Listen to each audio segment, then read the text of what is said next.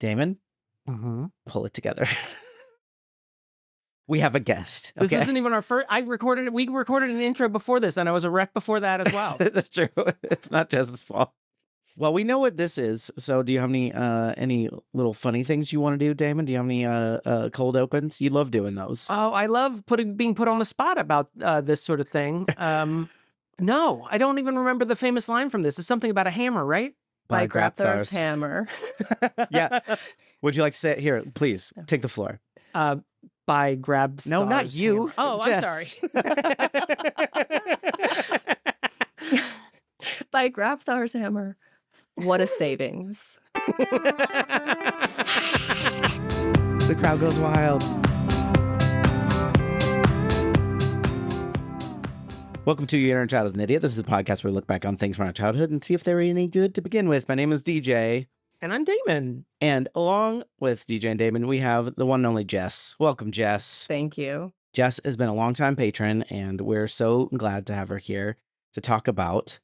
Do you want to reveal? We've already sort of revealed what we're talking about. We're talking about Galaxy Quest. And this is a very special movie to you, is that correct? It is. Yes, this is my favorite movie probably ever. I have 3 younger brothers, and this was a movie. We talk a lot in quotes to each other. Whenever you guys list the quotes at the end of the podcast and you talk about it. Yes, me and my brothers do that. And I would say from this movie, also, we weren't allowed to watch a lot of stuff as a kid. So the things that we did watch, we watched over and over and over and over again. And this is one of those where every scene has at least one quote. David Mamet said it's the best. It's one of the 4 perfect movies. So case closed. Mamet. Well, you got the Mamet endorsement. I mean, what else do you need? Yeah. I mean, I was thinking about that. I was listening to it. Did I already tell this story, DJ? I know you haven't heard what I'm about to say, so I'll just keep saying it. I was thinking about this. This is a lost generation thing now that everything's available on streaming, but each family had their own curated library of like 15 movies that you just watched over and over again. And then I go out into the wider world and I'm like, oh, you didn't watch Troop Beverly Hills 1,500 times because it was the only movie you owned? That's weird. And yeah, so you have these like little curated libraries in your head, and sometimes they're very obscure movies. Galaxy Quest was a pretty moderate hit, I think, though. I think so. Yeah, and this one I think was a little later for me. Like I came across it like in college. It was like the first time I ever saw it, I think. And then so I didn't have the same experience of like the True Beverly Hills of like this. I wore this VHS out, but I do think what I'm worried about with this movie is not so much that I won't like it because I know every moment of this movie, but that all that I'll say in the second half of this episode is quotes, and you could just watch the movie. Jess, did you come to this like having watched something like Star Trek or Babylon 5 or something like this, and then? Yes, we watched the Star Trek: The Next Generation, and pretty much, I mean, well, not completely, because again, like you were saying, you watched it on Thursday night at 7, or you didn't, or you saw the reruns. But we watched those, and also Voyager when it was a female captain. So I was very excited about that, and I did rewatch a lot of it later, and it was a little bit, but I was very excited at the time. So we brought all of that to this movie. Definitely. We didn't watch the original series, which I think they play off of a little bit more, but all of the tropes are there. The, red shirt dying in the first 5 minutes to show that the situation is serious. All of those kinds of things. We got all of those jokes. I think my favorite in this is the overly complicated engine. When Sigourney Weaver is like, why would they put this here? Why would this be like this? This makes no sense. It's just pistons and fire. And you have to run through them. Why would you ever set this up in an engine? I think my favorite thing is the, by Grapthar's hammer, obviously. Just everything that he says is so good in this. But just the... I don't know, like the Star Trek nerdery, like the reflection on Justin Long's character, like the fan, I think is really funny. But also just like making fun of Sigourney Weaver's character. I have one job It's stupid. I have to repeat exactly what you said to the computer. I'm the computer person, but literally all it is saying computer. Same question he just asked, you know. That's my favorite bit. I love it so much. Yeah. Oh, Justin Long's character, that was like my first crush on like celebrity crush. He was my first celebrity crush. And it was this character that was like, yes, I resonated with him at the time. Did it for you. Yeah. Justin Long is adorable in this. And he was one of I remember Hollywood does this a lot where they're like, here we go. We're just going to sort of put him in too small of a shirt. And that's going to show that he's a nerd, even though he's gorgeous and has perfect skin. Just a nerd. See this normal, symmetrical, pretty toned guy? Just a nerdy guy. He was playing teenagers for way too long. It was like he was into his 30s and he was still playing teenagers. I felt like in some stuff. He's got that smooth skin. Oh, he's got that baby face. Like all teenagers have smooth skin that they're known for. Yeah, famously well known. baby skin. Well known for that. I think my first watching of this, and I would recommend this for anyone who's not seen Galaxy Quest, I saw this in an airplane for the first time in a highly edited environment where even the mildest of curse words were omitted.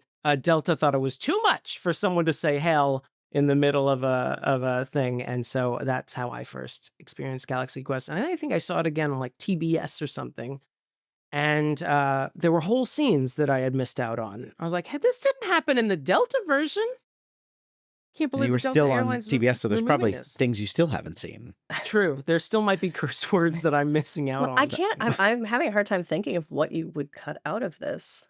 Yeah, it's I really think they not cut that. things out just for time. I think they would just cut out scenes to like this is a flight to Baltimore. We don't have time for that. We can't. Isn't there's like a moment where she says "fuck," but it's replaced with "hell" or something, like not edited for Delta, but I mean like in the theatrical release. Mm-hmm. I remember seeing that, and it took like my 101th watch. I noticed that for the first time, and I was like, oh, that's just they just did that in the movie. Yeah, she clearly says. Yeah, she's like, yeah, clearly with her whole, like they did not even try to hide it. No, it's like clearly dubbed. I found out that they sometimes get the actual actors to come and dub in their replacement lines. I found this out from John Goodman when he was redubbing ADR. The Big Lebowski, and they, in that he famously screams, "This is what happens when you fuck a stranger in the ass." And they're like, "Why don't you come up with something else that you'd like to say instead of that?" And he if you watch it on TV, he says, "This is what happens when you find a stranger in the Alps." It's one of my favorite dubbing stories. That's these monkey fighting snakes on this Monday through Friday plane. That's my favorite one. Yeah, I'm trying to think. Is there any? Do you have a favorite scene? Do we already have our favorite scenes or anything like that? Or what are the quotes that you and your brothers would sprinkle into your everyday life? Oh, does the rolling help? Yes. The rolling Lauren helps. says that a lot. I don't know why it comes up so much, especially if we're playing video games. That comes up a lot. A lot of Fred's lines. Like that was a hell of a thing. Which one's Fred? Who's Fred? He's the engineer, tech sergeant Jen, or whatever. Tony Shalhoub. Tony Shalhoub. Yeah, sorry, I forgot his. Yeah, no, that was a hell of a thing. That's good. We'll do that. We would say, because it was like if we're trying to figure out what we're gonna do, and then somebody like, let's just go to this restaurant. Okay, we'll do that because that's we'll do that. Yeah, like okie dokie. Oh, and did you guys ever watch the show? Yeah. Whenever something happens that was expected to be like, did you ever watch the show? Did you ever watch the show? We would quote. I think this is a very college thing where we would look around you. Can you form some sort of rudimentary lathe? Yes. I like these lines because they're like the third string lines, like after you've watched it 58 times. We'll do that becomes just like the cadence of someone's line read that one time gets ingrained in your brain. Yes, have some is Damon's version of that. Yeah, that's my line from Soap Dish where what's her name? Now I can't. Sally Field says at one point in a scene she's recording, she's like, "Yes, have some." Or wait, no, that's Ghostbusters. Is it Ghostbusters? Yeah, when he's got he's got the thing, the brain. Rick Moranis has like the brain thing. Yes, on have some. Scanner. I'm sorry. How could I confuse Ghostbusters for Soap Dish? Would you like some? I can't remember what he offers them, and he says, Would you like some coffee? Yeah, yes, coffee, have that's some. what it Yes, have some. "It's very good." These are 6 other movies that we're talking about that are Galaxy Quest. Do you expect it upon this rewatch? I am assuming that you're going to rewatch along with us, of course. Of course. Is there anything that you are worried? Has it been a while since you've seen it? Are you worried about anything not holding up since? I think we did a last time? pandemic watch of it. My brothers and I, Yeah. like early. Remember when everybody was doing those, party doing, like like, fun watching The things. watch parties, yeah. Yeah. I think we did that. So no, I'm not too worried. No. I mean, it's really hard. It's like such a good movie. I know it goes against everything you guys do. It's like kind of goes against the premise of your. Sometimes like that. What I try to do is not like make myself dislike it, but kind of look for things that someone might dislike it, even though I'm not going to change probably how I feel about it. Especially like the Tim Allen of it all, like knowing that he's kind of a turd, is a bit like, okay, what does that do? I actually genuinely like his performance in this, so Because It does he's help that playing he's kind playing of the Shatner. Yeah, he's playing kind of an Yeah. asshole, so it kind of works. yeah. I haven't seen this in like at least 10 years, so I may just Ooh. come guns a-blazing and I mean, I suppose shooting holes in Galaxy Quest left and right and center. Yeah, I suppose that it's somewhat formulaic. It's a little bit predictable. You can kind of see where things Sure. are going, but I don't think that really makes a bad movie sometimes. We referenced it a few times during Three Amigos. It has that sort of same plot line of, people in a show or a movie, in Three Amigos case, that get mistaken for actual heroes and then get roped into some, in this case, intergalactic schemes. And I feel like that's kind of I mean, did we talk about another movie that does that with Three Amigos? I can't remember. Yeah, I I don't know it remember. came up in a lot of cartoons when I was a kid, but I think they were just referencing Three Amigos. Yeah.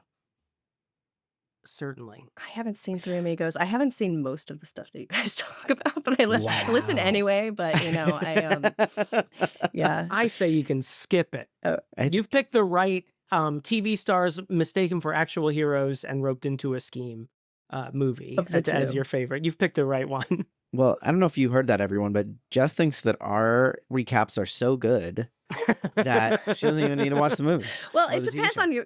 on your outcome. Like sometimes if you say it's really good, I'll try to go watch it if I have the time. But it usually Changing it's hearts like and minds. yeah, no, I mean, but if you guys are like no, it's then I'll skip it. I have a lot of stuff Actually- to catch up on. I did not expect anyone to actually take our advice, so I Yeah, apologize don't- for any time that went awry for you. Whenever we do a live show, I'm like, why are people here and listening to us when it's made more concrete like this? Why are we doing this? But I do appreciate that you do check out the ones we like. Yeah, thank you very much for joining us. Yeah, thank you. Watch along with us. We're going to watch Galaxy Quest. We'll be right back after this. Was that Guns Ablaze? That Is was, what that was is? lasers for... Oh, okay. The Do kind they of have lasers in guns you would this? use in They space. kind of have laser guns.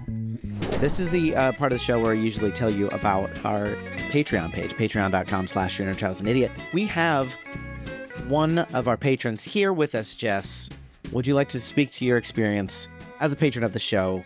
Yes, The I would. benefits, the ups, the downs. Absolutely. The all of sideways. I have only one. Well, I have to start off with by Grabthar's hammer. What a savings! Because I think that this Patreon really provides quite a lot for the price, and I think that anybody who enjoys listening to you guys banter would do well to take advantage of this special opportunity. Wow, tremendous job. You, wow. Thank you very much. I want to donate myself, even though it will make no sense. And thank you very much for being here. Thank you for your support. Thank we you truly so much. appreciate you. If you want to support like Jess, patreon.com/YourInnerChild'sAnIdiot. Jazz. You did a great job. This is fantastic. The future is up and to the left. We are back, everyone. We watched Galaxy Quest. I'm going to recap the movie real quick. You've seen Three Amigos, right? Okay. Yeah. Right? Uh-huh. It's I that. have seen it by law, by contractual obligation of this podcast. I have seen it. It's that, but in space. Ooh. There's a troupe of actors in a washed up Star Trek-esque show. And they're actually contracted by real aliens who have seen the show and they think it's real. And so they've reconstructed everything, the ship, and they have get our heroes, played by Tim Allen, Sigourney Weaver, Alan Rickman, Sam Rockwell, Tony Shalhoub, and Tommy Laredo. Who's that guy's name? Diamond Del Rio. Diamond Rio. And they get them, while he's looking that up, they get them to Daryl fight. Mitchell plays Daryl Tommy Mitchell. Weber, who plays Laredo Sanducci or whatever you said earlier. And this alien race, the Thermians, are facing a evil alien overlord, Ceres. Did we ever find out what his race was called? I don't think so. Okay, because I kept calling them Ninja Turtles because I didn't have anything else. I never got a collective noun for them. They do kind of look Ninja Turtle. They look very much like Ninja Turtles. Yeah. So especially the hench people. The henchmen look very much like, and just put some more of these guys around. Give them turtle hats. Remember and the little Ninja Turtle Venetian blinds for faces. You remember the Ninja Turtle video game? Or I'm sure it was in the comics too. There was like, first off, yes. Whatever you're about to say, I remember everything almost. There's like the foot soldiers, the regular foot soldiers, but there's also foot soldiers that kind of look like Shredder. They have like a flat hat, and they kind of have that vibe. Their head comes off and flies at you. Maybe. Yeah. They're kind of maybe. Yeah. So like, picture that, audience, in this recap that I'm still in, green tinted, and obviously over time they come to realize, our acting troupe comes to realize, hey, this is real shit. This is real danger. We're out of here, but they can't leave. And eventually, after disappointing the alien race when they learn that they are liars, they're lying liars, as I think of all actors. Meryl Streep, what a piece of shit. Eventually, they come together and they actually do defeat Ceres, and also simultaneously revive their careers because they get a new Galaxy Quest show and defeat the doubt that was endangering their friendship. Yeah, they defeat the real enemy, El Guapo. And for some people, their El Guapo is the twilight of their acting career. And for the Thermians, El Guapo was Ceres. So, in another more concrete way, El Guapo was Ceres. But sometimes in a more abstract way, it's the twilight of their acting careers. In conclusion, to wrap this recap up, Galaxy Quest, 1999. Okay, great. Yeah. I like you did it like a spelling bee. You open with Galaxy Quest, you tell me the recap, and then you end with Galaxy Quest. And if you're stalling for time, you ask me the origin of Galaxy Quest, and for me to use Galaxy Quest in a sentence. I'm just going to insert another much earlier 90s reference in this late 90s movie episode that we're doing. Mm-hmm. You remember the show that Chris Elliott was in the early 90s? Is it Life Stinks? Not Life Goes On. That's a different one. They used Stand in the Place Where You Were as the theme song. I thought it's something with life in it. Yeah. In it. What? In it. In it. Been watching a lot of BritBox, have you? Go get me a sausage roll while I use these little colorful Britishisms. Well, in one of the episodes, it's a very surreal and weird show. I remember I had a discussion about this show with some friends a while ago, and we were like half remembering it, and then we looked up and we're like, this is more bizarre than I could have possibly imagined. Anyway. I remember catching one episode, and I think I remember thinking it must be brilliant because I don't understand what's going on. Yeah. I always assume the fault is with me. The one thing that I consistently remember is there's some sort of spelling episode where he has to spell, and he keeps thinking there's a silent K in the word pants. And I find that so funny. And I think that's like the Get a Life is what it was. 1990 to 1992. Anyway, we're not talking about that. But if I have to spell anything, I always think K. Anyway. So here's the problem with this movie. Yeah. I'm just going to say it right out. I think it was probably obvious in the intro. Thank you once again to Jess for joining us for the intro. This movie is great, and all I want to do is quote it. And so it's difficult to not just sort of gush about the movie. Don't say gush about the movie the whole time. DJ, I'm here to stop you from doing that. Okay, That's great. my job, is to play defense, Yeah, tight end, great. quarterback. I'm gonna do your trick that you did on Silence of the Lambs, where it's like, let's get all the bad stuff out first, Okay. so that we can just talk about how great it is. Okay? Okay. Are you okay with that? Let's just Yeah, I'm fine flush with it out of our systems. Great.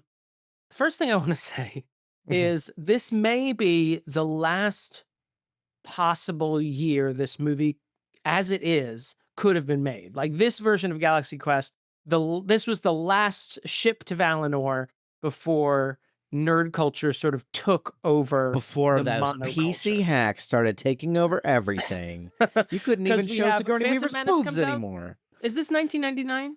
1999, yes.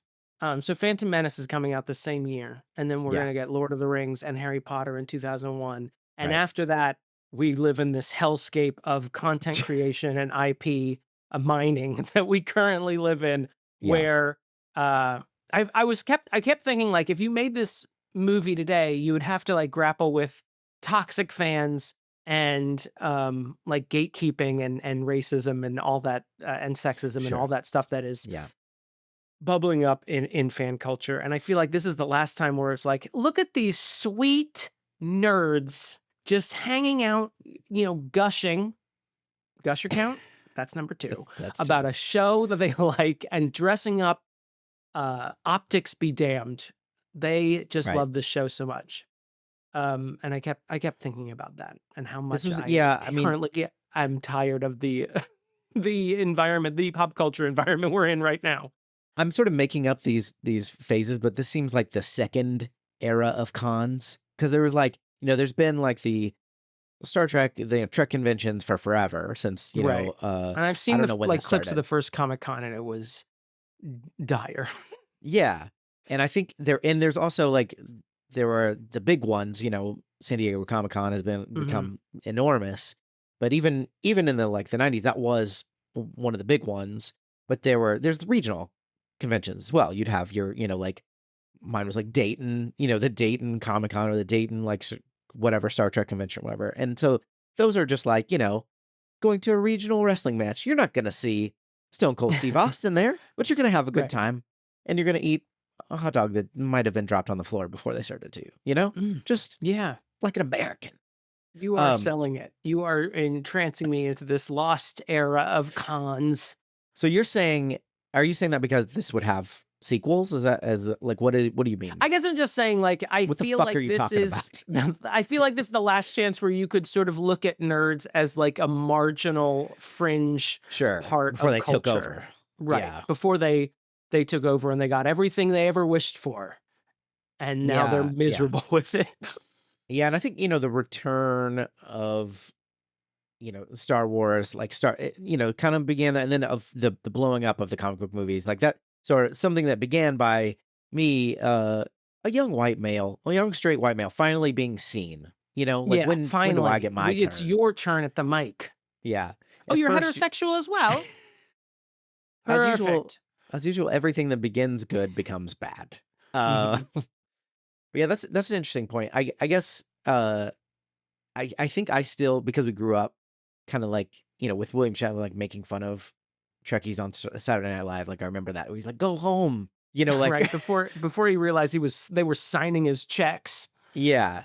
It's very obvious, like Tim Allen as Jason Nesmith as Commander Taggart is obviously an analog for William Shatner too. Like he's kind of playing it up. And, William Shatner had reportedly these kind of diva like tendencies on the original Star Trek, where you'd like, want to be the center of attention and take longer takes so you could have more screen time and stuff like that. Which, I have he sounds exhausting. He also Yeah. directed the worst of those Star Trek movies, so Is that the one you gotta with hand it to him. the The Bugs Bunny style feather dancing by Yeah. Michelle Nichols. Cruel. She deserves better. I also want to, since you brought him up, and we know he would probably not come up without you having said Tim Allen's name. I want to talk about Tim Allen as the Don't lead. say it thrice or he'll appear behind you. Don't. I cannot argue about Trump's tax policy with Tim Allen again. I don't think he's bad in this, but I do think he's slightly miscast. I think as much as I hate his politics, I think he has a very just affable, kind nature on screen. And so they're trying to sell him as sort of an egotist in the Shatner Right. mold, where he's stealing lines from his co-stars, taking off his shirt, which is unnecessary, and things like that. But I never really buy it. I feel like like buying into his character, you have to sort of know about Shatner in the back of your head because it's not really coming from Tim Allen. I don't think he ruins the movie by any means. I just always this popped into my head when I was reading that they had initially approached Alec Baldwin, and I was like, oh, yeah, you should have gotten Alec Baldwin. That would have been, because Alec Baldwin has that, like, those looks and that voice that always sort of keeps people at arm's length a little bit. I feel like, I remember in the 90s, everyone was talking about, like, why isn't Alec Baldwin a bigger star than he is? Why isn't he, like, leading movies? And it's like, I think because there's something that keeps us at bay with him. And I think Tina Fey was right to, like, she locked in on that. And she's like, no, you're going to be a brilliant, like, side character and you're going to own this role. Yeah, he's got kind of but like I think of Alec Baldwin the charming, as just like handsome jerk. Yeah, he's got he's still very charming. He's winning while also being like, okay, yeah, he seems like I don't actually, in real life, I would not want to hang out with this person, but I want to see what happens on screen. Yeah. I do think to push back on that a little bit, I'm not like a certainly present day Tim Allen stan or anything, but I do think actually watching it, knowing a little bit more about the real Tim Allen, quote unquote. I don't actually know him, but you know what I mean? That he like puts forth. I mean, you've seen all the Santa Clauses, so you know him as much as anyone could. Well, I think that's true. I think it helps. I think that helps bring like the jerk air to. I think he does a pretty decent job. No, I totally agree. I just think that I don't know if I think he has a limited range, and his persona is sort of like affable everyman. Even when he's in that convention, it doesn't feel like he's kind of like wallowing in all their adoration. It almost feels like he's one of them more than anything, like he feels like he really loves his fans, and it feels genuine and not in an egotistical way. So all the lines, I don't think they fall flat by any means. I just think like they could have goosed him a little bit to be more of an asshole, whereas he just seems like he really loves doing, gigs about this show that he started in, 15 years ago.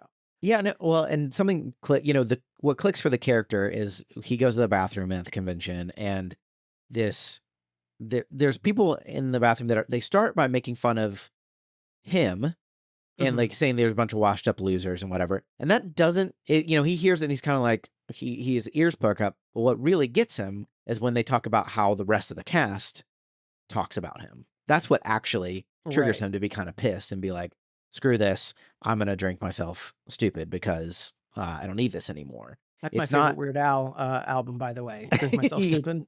Yeah.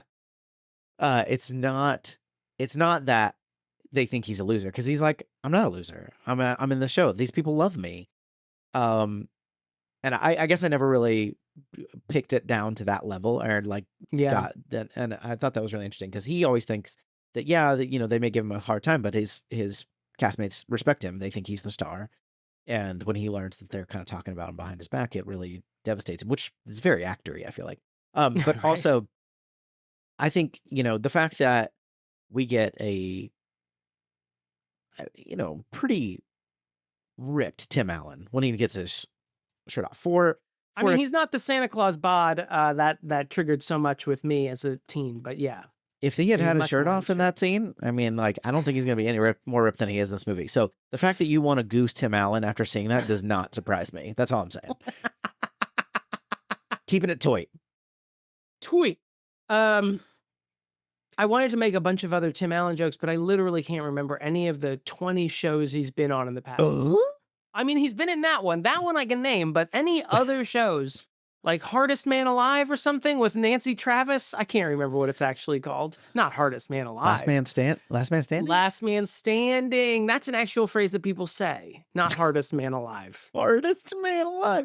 I wonder where you got that from. Hold on, let me check my Google search. Oh, wait, incognito window doesn't save it. Toy Stories. Is that what you're thinking of? Toys Story. No, Toys? I wanted to just riff on his career of forgotten stale comedies. Yeah. But I couldn't remember them. So it This really is still cuts into it.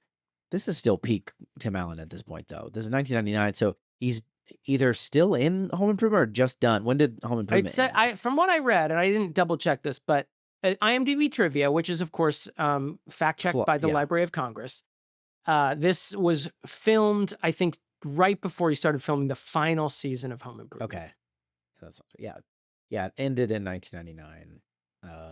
So that makes sense. 91 After to the 99. untimely death of Jonathon Taylor Thomas. He was never heard from again. Well, because he died. Right. And that's when you stop telling people about people. That's what Mark Antony was talking about in Julius Caesar. My riff didn't work because you said he died. Well, and just to point out another, while we're trying to come up with bad things about this movie, it's making fun of a show, so it gets maybe a little bit of a pass on this, but there's really only like two female characters. We get Sigourney Weaver, Lieutenant. I can't remember her rank. Tawny Madison, and then Gwen DeMarco as Tawny Madison. Sigourney Weaver. Yeah, everyone has three names. It's like Tolkien. Yeah, everyone's got three fucking names I got to keep track of. Yeah, we always get it back to Tolkien. Don't worry. Don't worry, I'll find a way. And obviously Missy Pyle. Missy Pyle as the Jane Smith. I don't remember what her alien name is. Oh yeah. What Doe. is the name of the alien race? I already forgot it. Temerians, Tamarins, Thermians. Yeah. Listen to me. Thermians. Okay. Whew, I'm not respecting the lore, and I apologize. Yeah. Thank you. Yeah, I have nothing to say to that. Well, and they don't give, she doesn't have a ton to do. Sigourney or Missy Pyle? Missy Pyle. And I think that's like, she's one of a kind of like the alien race. We get, who's the main one? Gosh dang. Enrico. Hold on. Enrico Colantoni. Yeah. I need to pull up the cast list. This is disastrous. Yeah, he's our main one, Mathazar. Oh, you still looking it up there, buddy? Yeah. Yeah. All right. I had to get a whole other window. Relax. Just asking. Just asking questions. Somebody's got to do it. Somebody's got to ask the hard questions. Yeah. So the alien race, we've got Enrico Colantoni, who plays Mathazar, like the main. And for the most part, with some exceptions, the rest of the aliens are, they have lines, but they're not like, they're sort of definitely side characters. You get like a little bit of an arc with Quellic, who is played by Patrick Breen, who loves Alexander Dane. Alan Rickman's character. I just wanted to say Grabthar by Grabthar's name. He's not Grabthar. He's grabbing Grabthar's hammer. He gets a little bit of an arc, and we see Rainn Wilson in his movie debut is one of the sort of more they're not nameless and faceless. They have lines, they have names, right. But they, they're not like, they're sort of a collective. And that's why like Missy Pyle's character, like you could sort of forgive them for like, she doesn't have this like amazing arc other than she and Shaloub fall in love, and she has a little bit of a Smurfette syndrome in that she seems to be the only female on board, and Tony Shaloub falls in love with her. And her role is to be the only female on board, aside from Sigourney Weaver's character. And apparently they goosed her character. Don't say goosed after the Tim Allen line. When they realize, like, oh shit, there's only 2 women in this movie. Yeah. So they increased her role. But it is also like again, and I think you can give the movie a little too many passes, but it's also, they're not male or female. They're like squid people. They're like, they don't necessarily, we don't actually know their gender, sex. So they all might be females, is what DJ's saying is, hey, maybe this is the most feminist Bechdel passing movie of all time. Yeah. So why don't you think about that before you come for Galaxy Quest? I do. Yeah. I think there is part of the, you could, yeah. Huh? No, okay. I can continue to engage with it. You're the one who said you had to be out of here by 9. Yeah. This is my job to derail the conversation. I think what you were saying about Sigourney, though, hey, let's give out some more passes. They're riffing on an old show, and so Yes. I think there's also, and we could maybe sneak over to the problematic corner for Okay. Tony Shalhoub's character. Well, let's do it. Kick it. Ooh, watch out now, y'all. Damon's got a problem, baby. Ooh, watch out now, y'all. Let him know. Are you doing the music from the Mario game where you have to? Yes, I was. Where you have to match the things, or the match game. True. Not Match Game 74, but the actual memory game. Sure. Thank you. For clarifying. Gene Rayburn wasn't hosting that. It was hosted by Toad. Right. I get the two confused constantly. It's they both have mushroom heads. Deej, now that we're in the problematic corner, and I think you can sort of fit the Sigourney Weaver thing that I haven't actually said yet into this. Yeah. Which is that the show is making fun of older shows, specifically Star Trek, although Star Trek is a 60s show, and this was supposed to be a early 80s show. But so the sexism towards Sigourney Weaver might make sense, like as a commentary. Yeah, it's a little bit Tony satire. Shalhoub's character, however, is supposed to be Asian of some kind. Is he? Yeah, he squints when you look at the old footage of the show. Yeah. He's supposed to, and his character's last name, Fred Kwan. Well, hold on, this is going to drive me insane. Tony Shalhoub plays actor Fred Kwan, who plays a character with an Asian last name, which I can't remember. Is that what it is? Yes. And he makes a commentary about people of other races playing minorities or playing people of color. And so I think it is supposed to be he is playing a person of another race. Wow. I did not even put that together. I missed it as well, but I was going through the trivia and I realized like I had missed this. Yeah, that's not great. It's not great. And it's that very 2000s, although this misses 2000s just by a hair, that very 2000s of we can solve racism by making fun of it, by engaging with it in a very specific way. Yeah. I mean, it's easy to go over your head and it's easy to miss. I think that helps. And it's not like really involved. It's not like he's actually wearing like race changing makeup, but it's still maybe more dated joke in it. That's really a shame because I thought it was just like him putting on his acting face. Like pursing his lips and he does like a duck face, eyes, kind of thing to it. Zoolander face. And that makes it a lot worse. So I'm afraid so. Here I am, here to ruin Galaxy Quest. Galaxy Quest, you're canceled. No one likes you anymore. Yeah. I forget. I'm going to go ahead and I'm going to just go ahead and start deleting the rest of my notes here, which are all quotes. Go ahead and do that. And go ahead and pull down the Galaxy Quest poster that you have on your wall. I'm going to go ahead. Signed by the entire cast. I was actually the one who ran GalaxyQuest.com originally, which was made to look like a fan site. And now I'm just going to delete it. So, not only that, I'm going to go back in the Wayback Machine and delete all evidence that it ever existed. I think that's what the Wayback Machine lets you do, is delete the old things. That's how it works, right? It's the Omega 13 As any political device. candidate can tell you, it's great for just deleting old things. Yeah. So, we've got some sexism. We've got this apparent racism, which Damon made up. And then we definitely have the R word. That happens. Oh yeah, I missed that. I heard the R word, but I missed the context of said R word. But my ears perked up. I was like, "What was that?" Yeah, I can't remember what exactly. I felt like Wendy Williams in that meme when she sees that person in the zombie mask, and she goes, "What was that?" When I heard the R word, I was like, "I know something's wrong. I know something bad just happened."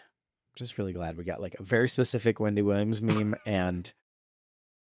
Get a Life from 1990, 1992. Welcome. This is our podcast. Welcome. This is a show you're not listening to with the wider audience of America. Hey, if Jess told you anything, we have our loyal listeners and we love them. That's true. And I'm not talking to them. I'm talking to the people who aren't listening. I feel like I made that clear. They don't say it a lot, and it's just that one time, and they don't like expand upon it. So it's not I'm gonna excuse it, but I'm just gonna it lives here in the problematic corner and kind of address it. Don't say the R word. Got it. Is there anything else you want to address in this corner before you can get out of here? No. Jackson, play us out, please. Ooh, watch out now, y'all. Let know about it.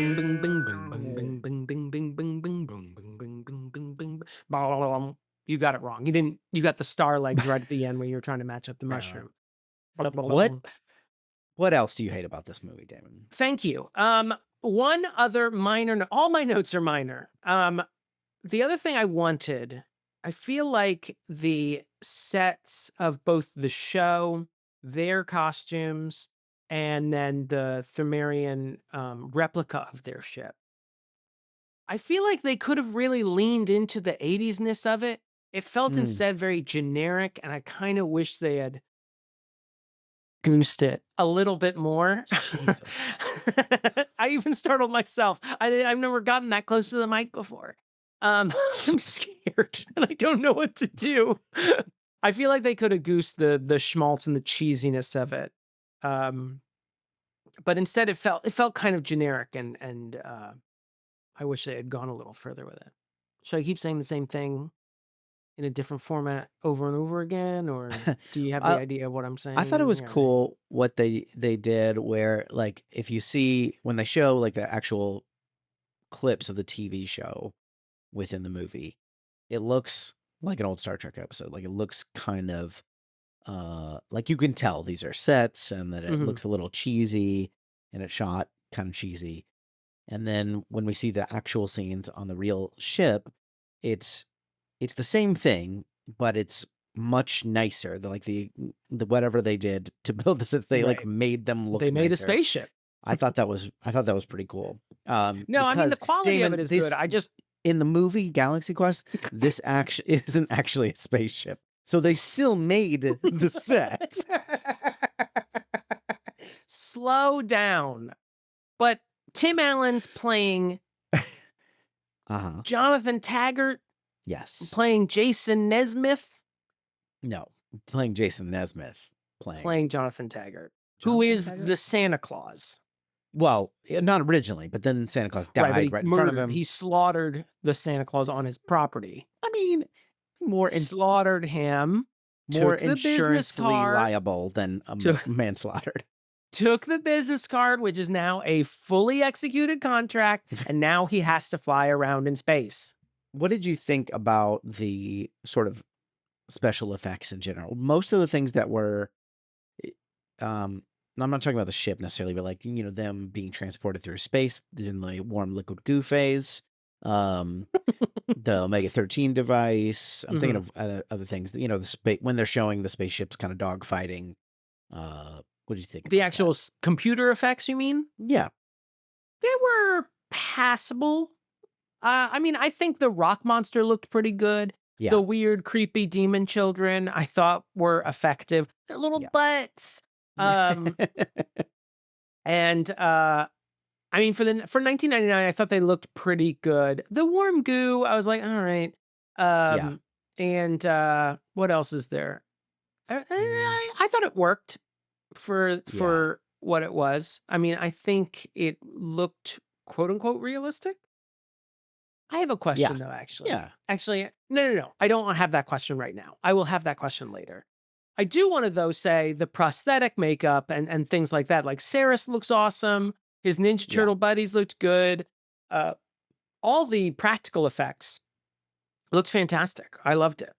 Yeah, I thought that was much. I mean, it still looks like it's this kind of show, but like how when you watch the Star Trek movies, they have a bigger budget than the show does, and it's like and it's like, oh, the Klingons had forehead ridges now. Okay.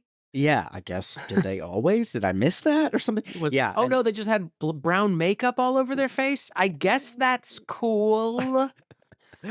That's cool. But I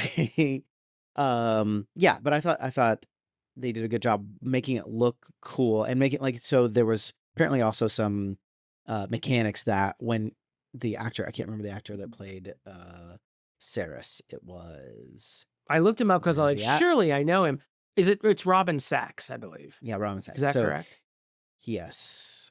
They had some mechanism that would move the prosthetics like to match his face movements.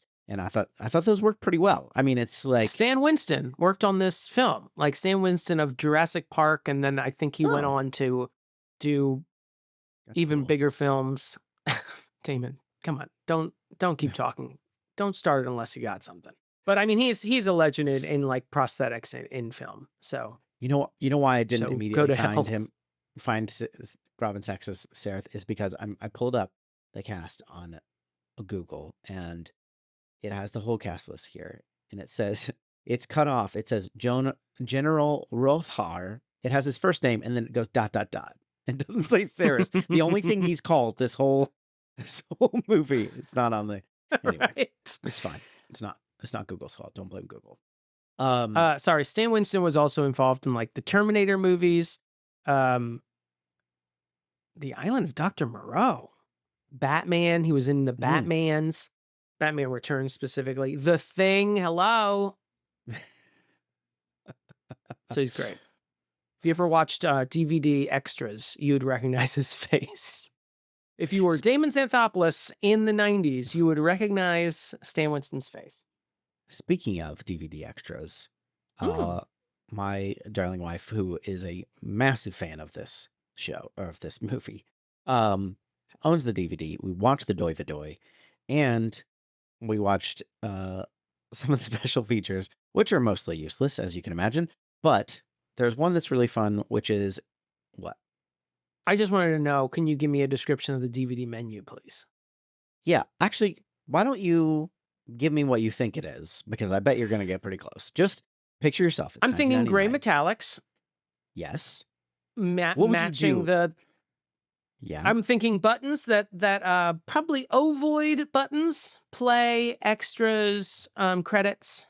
No, but I think you're right that it's basically like the main menu. Once you get to it, now you got to wait through the little intro. Oh, that an it does. animation. Perfect, yeah. It goes through, and then it's, of course, it's like you're looking at a screen, like a display, like you would on the bridge.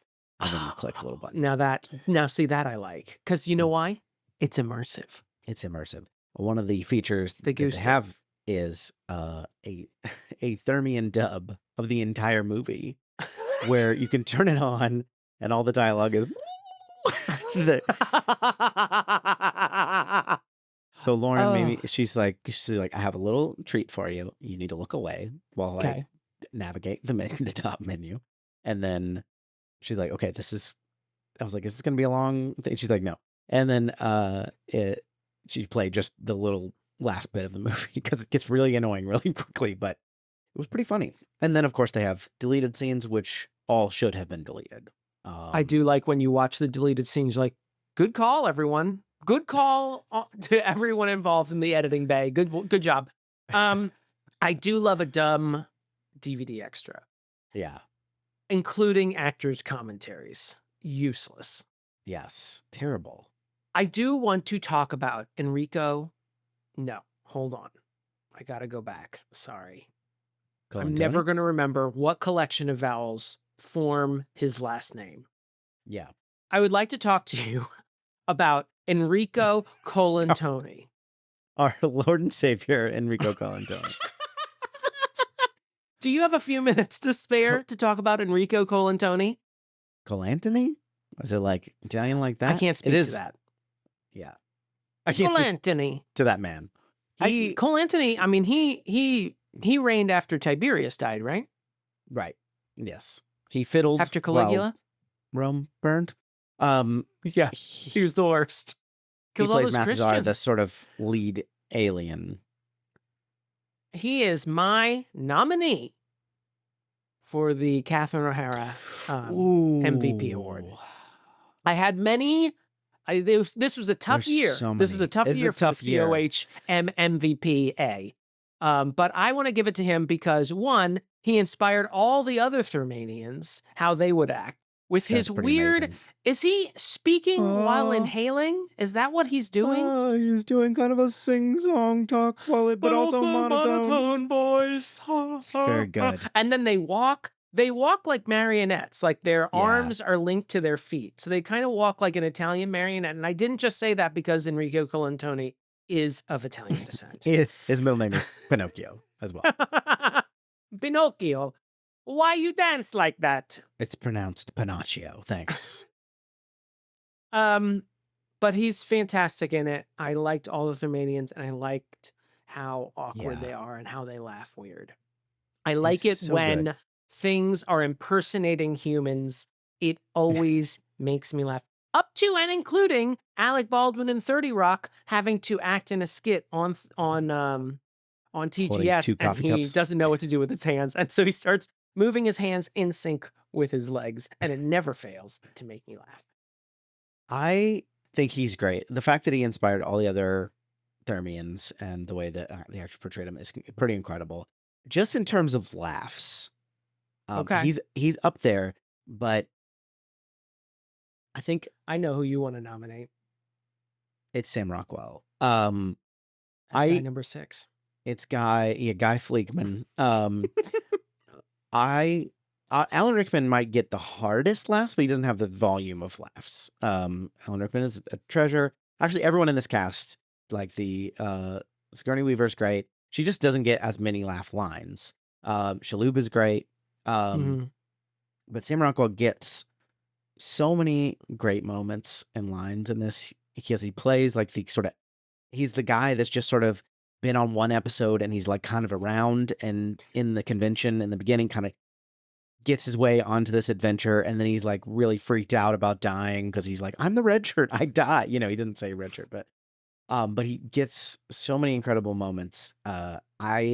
He's the one probably I quote the most, and we're not going to get into quotes yet. I don't want to get there yet. We got at least 1 or 2 more minutes of real talking before we just quote this movie, but Real talking. But he's so good. I would be up for a co-winner because I do think Enrico is incredible in this. I do love Sam Rockwell. I don't want anyone to think that I don't love Sam Rockwell. And I know I went in the intro talking about how fair-faced Justin Long is, but Elder Damon, I think I've got a little thing for Sam Rockwell in this. It might be the mustache. It might be the swagger at first that gives way to panic. 2 of the sexiest emotions. He's great in this. I do like that once he realizes it's real, he's just in full panic. Bill Paxton and Aliens panic mode. And I also like that in the brief passage where they all are shot by Ceres before they launch the Omega-13 or whatever. He is the only character that does not die because he watches everyone else die despite having been panicky about the fact that he was going to die the entire time. He's very charming. He does get a lot of laughs from me. When they're kind of in the climax, when they're like fighting the bad aliens, he has a gun and he's sort of security for Shalhoub and Missy Pyle. And he's just doing all this extra spinning with the gun. And at one point he like pulls the gun backwards and like almost falls off balance just because the gun is heavier than he thinks. There's a lot of good physical comedy, a lot of good, man. I'm down for co-MVPs because I don't want to take it away from Enrico. Yeah, but remember that season of Drag Race when both Trinity the Tuck won and that's my favorite Monet season. Exchange won, and everyone was kind of like, "You're pulling the rug out from under us, Rue. Why are you doing this?" I can't do that to either of these gentlemen. Okay, so I will sign off on. You'll give it to Sam Rockwell. Okay. I was going to give it to Sam Rockwell, unless that's why I stopped my sentence. Unless you were going to give it to Enrico Colantoni, who's also in The English Teacher that you and I both are enjoying. The new series, The English Teacher. But Sam Rockwell also dances, not in this movie, but in general. In general, he dances. Well, yes. I don't know. I mean, I can try and reach out to Enrico's people and see if he dances. If we see a good Enrico, do you have any nieces getting married soon? Are you going to dance at their wedding? Am I gonna what? I don't know. That's when I dance. I mean, everyone dances, no? Not like Sam Rockwell. You know what I'm saying? Ooh, I know what you're saying. I do know what you're saying, in fact. I want to go back before, just because we already talked about Fred Kwan, Shalhoub's character. I did on subsequent watches, but on the first watch, or maybe even the first few watchings of this movie, I didn't notice that he was like one of the reasons that he acts weird is because he's high the whole time. Mm-hmm. And it's never really explicitly said, but it's pretty obvious if you have that bug in your ear, because he like just always kind of have snack. He has handy snacks at some point. I don't know why they have those on the ship, or he just brought them with him. I don't know. And he's just kind of always like, okay, yeah, man. He's like super even keel about everything. Yeah, even when they're being attacked, he's not really put out. Yeah, when the ship's breaking apart and all that, just FYI, that's a literal line from that. I did like that. it's fun I do wish that the movie had made an explanation as to what was going on with him. Because Yeah. for some reason in my head, I don't know if I had just created a story where for some reason he had found some sort of religion after the show had ended, all in my head. But he had founded some sort of religion that just kept him even keeled all the time. Oh. And I don't know. It was sort of this joke left unsaid, but it was a little too unsaid. I was like, just why aren't you saying this? Because Tim Allen's in this and he's in the Santa Claus? Like, come on, make the joke They already. did, yeah. There is apparently that this movie was a lot more. It was like R-rated. It had like, more dark and violent, and then that's why they have the moments where they're very obviously saying like "fuck" and it gets changed to "screw" or whatever. It happens a couple times, and they were kind of going for the family friend. So maybe there was more of that, and they just cut it out. It does, yeah. It's a little bit like you have to kind of really read between the lines, and it's fun once you do, because it's funny the way he's playing it, but it's too subtle for a movie like I this. think it where it's just like, feels what? very like I missed a scene. It doesn't feel like, oh, here's a joke for the adults. It feels like something is missing from the film. When we have this moment where he's the one in the show. His character like runs the He's like teleportation the Scotty. device. Yeah, he runs the teleportation device, and he's gonna run it and for real, and he's worried he's gonna kill his co-star, and then at some point Tim Allen's like, you've never missed a mark, you never forgot your lines. And I'm like, what is that true of this character? That doesn't seem like his character at all. Yeah, it's not that he's unreliable, it's just that he seemed super like nonchalant about everything. But then his whole arc is really he just wants to impress Lilu or whatever. Laliari. I used to have a Mazda Lariari. Do you want to talk more about Justin Long? His character? He is I did at one point, about the halfway mark of the movie, I did have to ask Tyler, wait, how old is Justin Long in this movie? And we did look him up. He would have been 20 or 21. So everything I'm about to say is fine. This is totally fine. He's gorgeous. He's got that smooth skin. Did you just mute to like I had do to something clear my weird? throat. I had to clear my throat. I wasn't doing like anything lewd or lascivious, if that's what you're asking. You I like had to make some accidentally filthy missed, sounds over here, but I didn't want them to be on tape, so they're just for my benefit. Okay. No, he's a cutie patootie, as Rosie O'Donnell, the erstwhile Rosie O'Donnell, would have said before shooting a couche at her enemies. No, he's adorable, and his mother, played by Heidi Swedberg, just lying in wait to attack Susan from Seinfeld. I was like, hey, me and Tyler squealed with glee upon seeing Susan, the late Susan. Your favorite character from Seinfeld. Both the late Susan and the late Heidi Swedberg, who were hated by their castmates on Seinfeld. Yeah. Wait, Heidi Swedberg. Wait, is Heidi Swedberg dead, right? also dead? I thought she was. She was really? dead. Heidi Swedberg. Where'd you get that alive. head? Why did I think she was dead? Because you wanted to denigrate her memory. The good people of Swedberg's. Well, The good my people of apologies Swedberg. to the good people of Heidi Swedberg's talent agency. My apologies. Yeah. All right, Deej. Brandon provides some. I feel like that sequence. So at some point they have to kind of get to try to get Saris's aliens off the ship.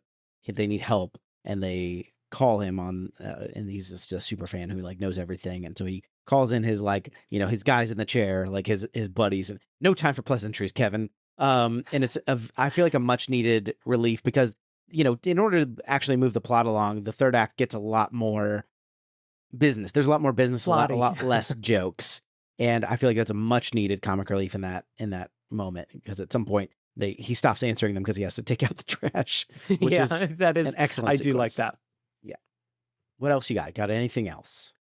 I think I'm ready for the thing you've been waiting for. And I'm not going to be able to contribute a lot of quotes, but I Wow. welcome. Oh, I do want to say, you did say a line earlier about Alan Rickman, that he gets a lot of big laughs, but not as many as Sam Rockwell. Yeah. Alan Rickman does fall into, a man falling on a banana peel is funny, but a man in a business suit falling on a banana peel is funnier. Yes. Yeah. And him being like a Shakespearean actor who's stuck doing this crap is just inherently funny. Just the way that Alan Rickman carries himself. And apparently Tim Allen didn't like him, that he looked down on Tim Allen, which gives Alan Rickman, the late Alan Rickman, who stole Heidi Swedberg's death from her and died. That one I'm sure of. He didn't like Tim Allen, and that's a pro in my book, I would say.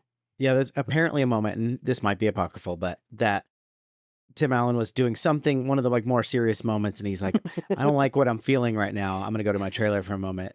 And Alan Rickman apparently said, ladies and gentlemen, Tim Allen just experienced acting. Sounds snooty. Bitchy. I hope that really happened. I don't know if it did. It doesn't matter.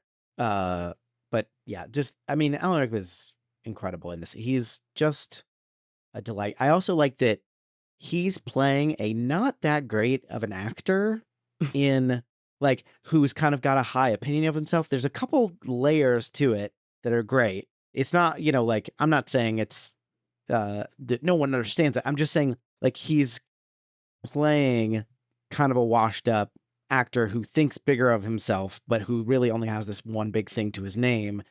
And I just think it's great. He never takes He never takes that fins little off. cowl or whatever off. It's great. And man, the bile that he is coming up in his throat when he says by Grabthar's hammer. You can see the hesitation. What a savings. But he yells at Quellic when he says it. He's like, don't. But then he gets to say it to him. We get to complete the arc.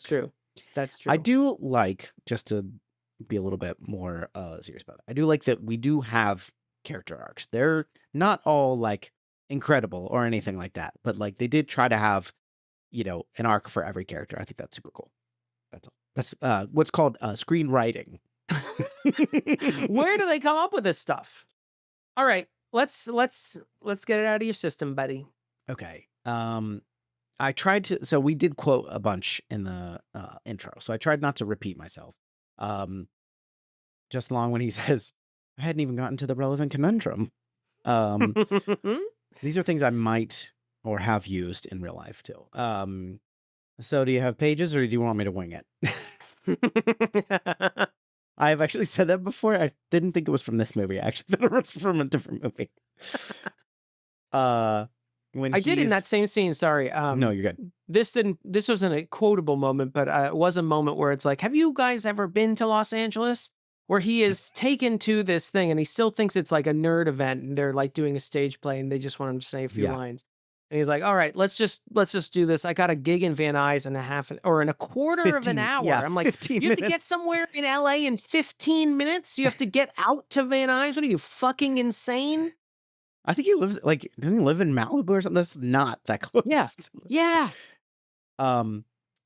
He asked specifically for a Coke, and when he's on the set of the bridge, like the actual bridge of the ship, but he thinks it's a set, and he's drinking like the last of his Coke, and he goes, backwash. He gets it back.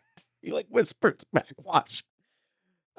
Super good. I also like when he asks for Missy Pyle's name and her translator isn't working, so she responds in Thermian, which is just like, yeah. He's like, what does he say in response? Okie dokie? Yeah, something like that. That's funny. Very good. It's funny when people make funny sounds. You're getting a gist of my humor. I like it when people don't walk right, and I like it when people make funny sounds. This is something I don't think I've noticed before. When we see Guy for the first time, he's like talking to a woman, and then she's like, "You live with your mother." And then he starts walking away. That's pretty good.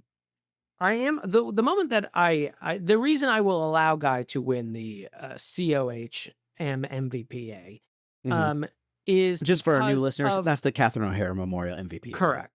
And I might even vote for this. This scene specifically is where Guy wins me over. Is the beryllium sphere scene where they have to go to this rock planet to get beryllium spheres. Put a pin in that because my nerd logic wants to address beryllium spheres shortly. Okay. But he pretty much owns that scene, not only because he's really funny in it, but also there's a really great joke at his expense as well. But he sees the babies who appear cute, present as cute at first, and he goes, nah, they're going to turn ugly, and then there's going to be like a million more of them. And then, which of course is exactly what happens. Exactly what happens. And he asks his co-stars, have you even watched the show? And then Very good. When Sigourney Weaver realizes there's a threat, she goes, let's get out of here before one of those things kills Guy. She's not even concerned for her own safety, but for the fact that Guy will definitely die in this situation. And Sigourney really nails that line, which is fantastic. This whole middle section, it's just chock-a-block. And because also when they land, When they land? When they land, Shaloub just opens the shuttle doors and he goes, don't open that. It's an alien planet. Is there air? You don't know.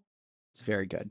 And he tries to hold his breath to not let the alien air. And Tony Shalhoub goes, seems fine to me. Seems okay.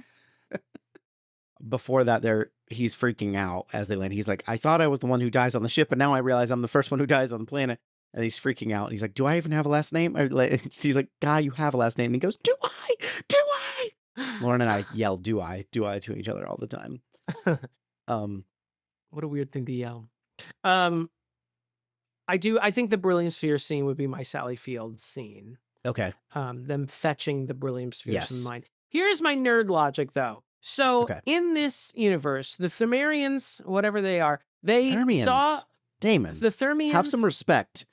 I know they're not the third son of Thranduil from the Arctic. I say Thermanians, but if you're on Thermia, you would say Thermans. It's like saying neither of those were right.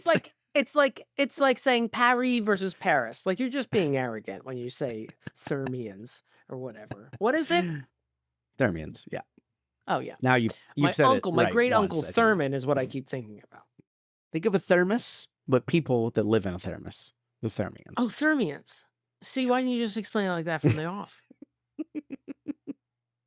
So they based their culture, which had been decimated by a civil war or something. And so they based it off of Galaxy Quest episodes, which they thought were historical documents. So in the show, the ship runs on a beryllium sphere, which is its source of energy. Sure. How would a beryllium sphere suddenly be made manifest in the universe? Because these are things that aren't something that the Thermians created, but something they have to actively mine. Yeah. So, what? Yeah, I don't know. I wouldn't worry about it. You're right. If you're wondering how he eats and breathes and other science facts, repeat to yourself, it's just a show and you should really just relax. All right, that's the only pin I wanted to put. My little nerd brain had to just and long that out. That's really the only, because the rest of it is my relevant conundrum. The rest of it is like on the ship, so that makes sense. You know, that they would make something up, and then the aliens just sort of make it happen with their advanced technology. This is not really that funny, but it's something I realized that I've quoted before. Try some gum; it helps. Whenever I've handed people like a piece of gum, I didn't realize that was what this was from. When Mathazar is taking them on a tour of the ship, because and the organ fabrication chamber is coming along quite nicely.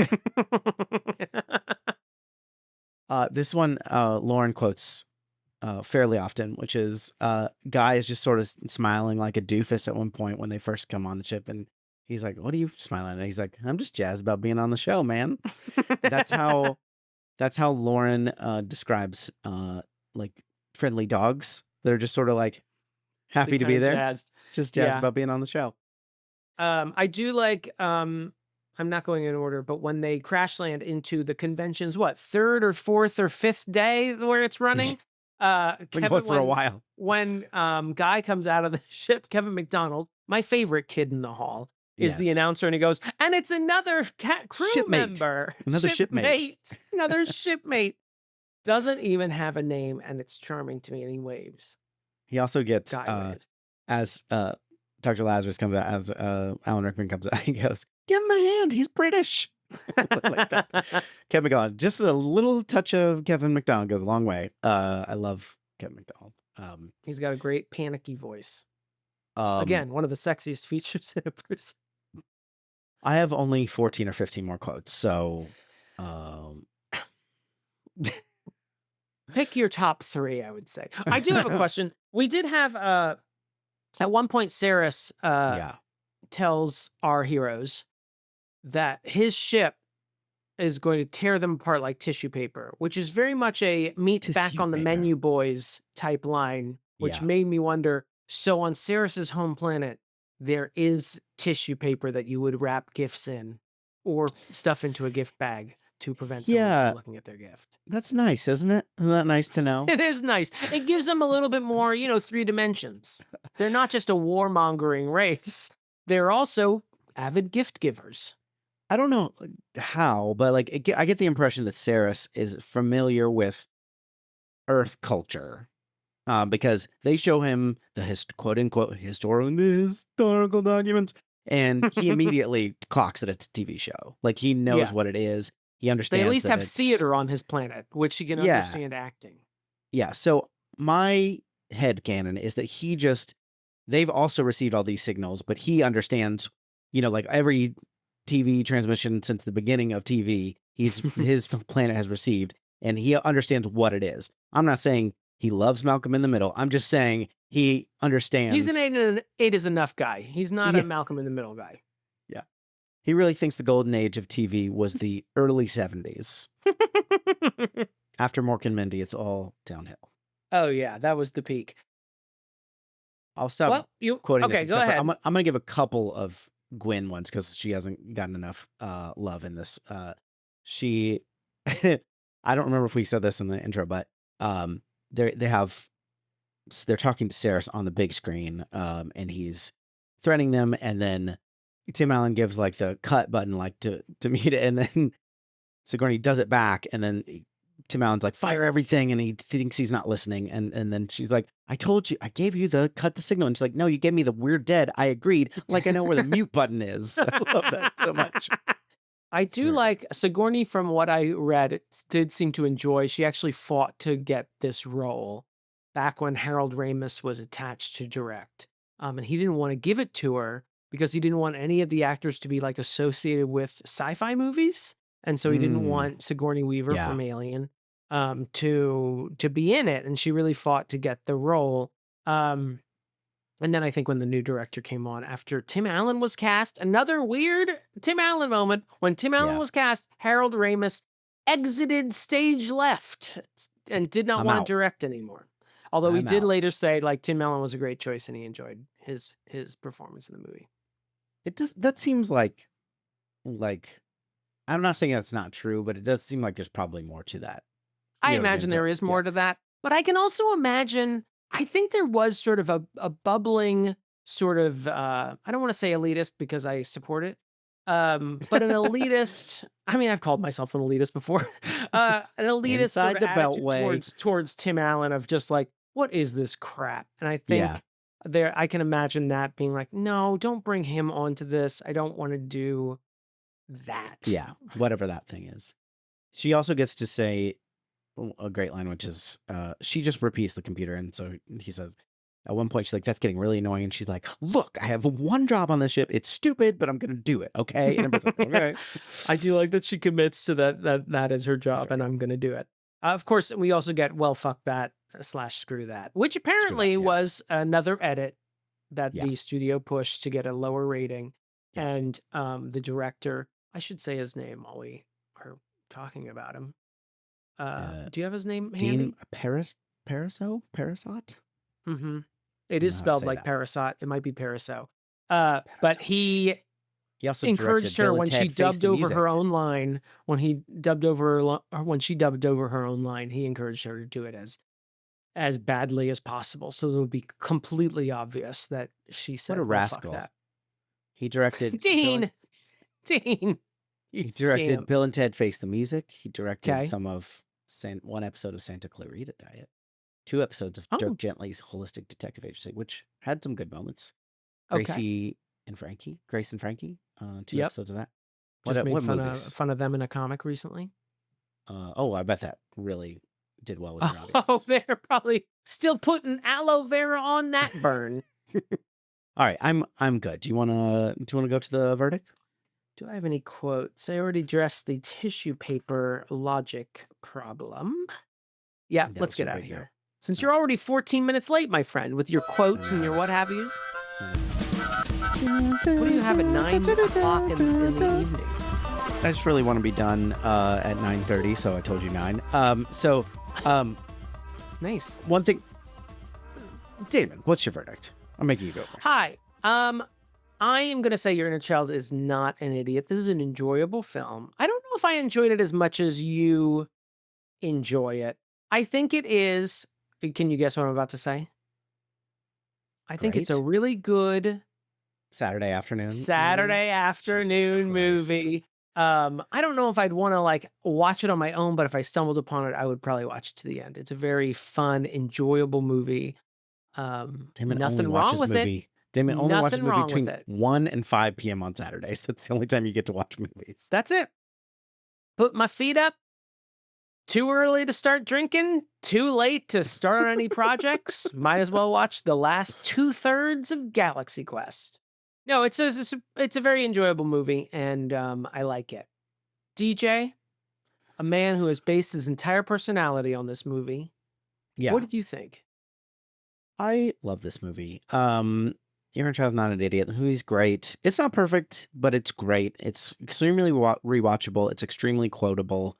I think the cast, like the worst members of the cast, are like Tim Allen, who does pretty good and has some really good Yes. laugh lines. It's Mhm. really excellently acted. It's very good. The music's really good. David Newman.